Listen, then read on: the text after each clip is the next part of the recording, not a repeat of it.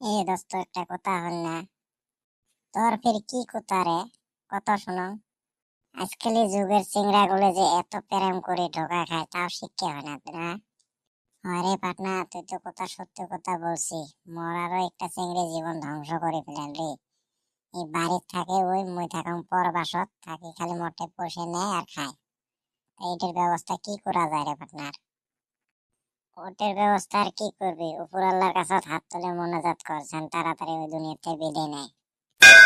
ওর জন্য যদি উপর আল্লাহর কাছে হাত তুলে মোনাজাত করো, আমি যদি বিদায় নিল হয় তাহলে না দুনিয়ার সব চিংড়ি করে বিদায় হয়ে শেষ হয়ে যাবে রে।